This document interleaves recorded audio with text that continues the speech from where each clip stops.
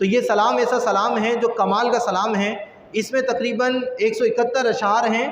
صرف پہلے کے جو 30 اشعار ہیں، پہلے سے 30 اشعار، پہلا کا جو شعر ہے مصطفیٰ جان رحمت پہ لاکھوں سلام، شمع بزم ہدایت پہ لاکھوں سلام، یہ جو پہلا شعر ہے اس شعر سے لے کر 30 اشعار تک نبی پاک علیہ الصلوۃ والسلام کے کمالات کو آپ نے بیان فرمایا، آپ کے معجزات کو آپ نے بیان فرمایا، آپ کے درجات کو بیان فرمایا۔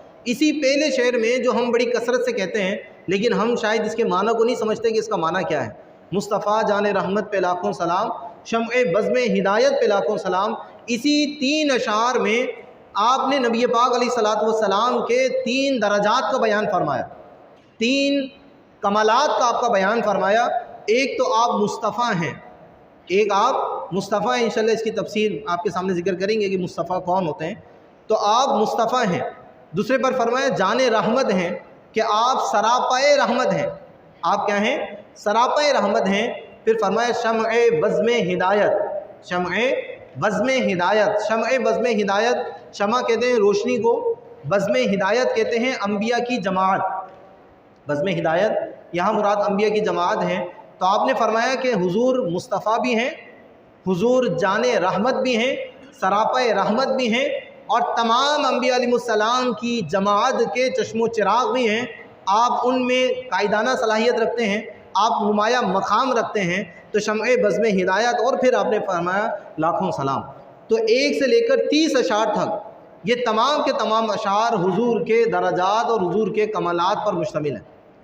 اور 31 اشعار سے لے کر 31واں جو شعر ہے وہاں سے لے کر 81 تک، یعنی تقریباً 50 کے قریب اشعار ہو گئے، تو 31 سے لے کر 81 اشعار تک ان تمام اشعار میں آپ نے نبی پاک علیہ الصلوۃ والسلام کے مبارک سراپے کو ذکر فرمایا، کہیں آپ نے حضور کی پیشانی کو ذکر فرمایا، کہیں آپ نے حضور کے مبارک منہ کو تذکرہ فرمایا، کہیں آپ کی مبارک ناک کا تذکرہ ہے، کہیں آپ کی آنکھوں کا تذکرہ ہے، کہیں آپ کی بھووں کا تذکرہ ہے، کہیں آپ کے مبارک قد کا تذکرہ ہے، اور کہیں آپ کی مبارک زبان کا تذکرہ ہے۔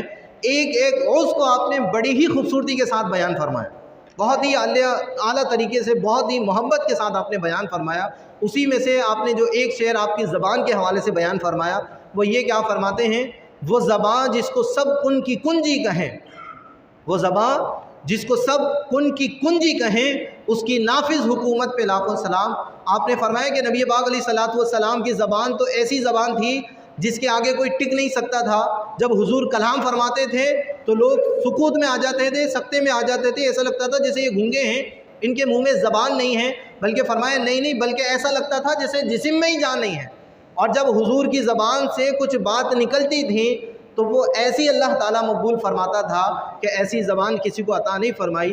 آپ فرماتے ہیں وہ زبان جس کو سب کن کی کنجی کہیں، وہ زبان جس کو سب کن کی کنجی کہیں، یہاں نکلا بس وہ نافذ ہو گیا، یہاں نکلا اور وہ بات مکمل ہو گئی۔ آپ نے فرمایا وہ زبان جس کو سب کن کی کنجی کہیں، اس کی نافذ حکومت پہ لاکھوں سلام، اور پھر فرمایا اس کی پیاری فصاحت پہ بے حد درود۔ حضور جب کلام فرماتے تھے تو بڑا حسین کلام ہوتا تھا، ہر سننے والا اس کی خوبصورتی میں ڈوب جاتا تھا۔ تو فرماتے ہیں اس کی پیاری فصاحت پہ بے حد درود، اس کی دلکش بلاغت پہ لاکھوں سلام۔